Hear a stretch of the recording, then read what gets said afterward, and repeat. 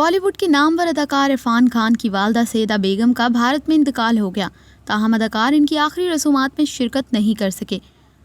بھارتی میڈیا کی رپورٹس کے مطابق 95 سالہ سیدہ بیگم کا انتقال بھارتی شہر جے پور میں ہوا۔ اس دوران عرفان خان ملک سے باہر تھے اور بھارت میں نافذ لاک ڈاؤن کی وجہ سے وہ اپنی والدہ کے جنازے میں شریک نہیں ہو پائے۔ میڈیا سے بات کرتے ہوئے فلم ساز شوجت سرکار کا کہنا تھا کہ یہ بہت دکھ کی بات ہے، میں نے اب تک عرفان خان سے بات نہیں کی۔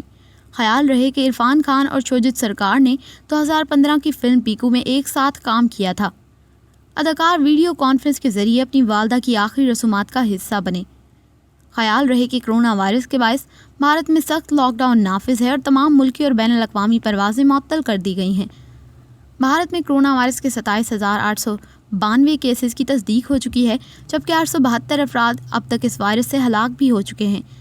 یاد رہے کہ عرفان خان مارچ 2018 میں نیورو اینکرائن کا مرض لاحق ہو گیا تھا اور وہ علاج کے لیے بھارت سے برطانیہ منتقل ہو گئے تھے، جس کے بعد 2019 میں وہ صحت یاب ہو کر بھارت واپس آئے تھے اور اس کے بعد ان کی فلم انگریزی میڈم بھی ریلیز ہوئی تھی، جو کہ کامیاب ثابت ہوئی۔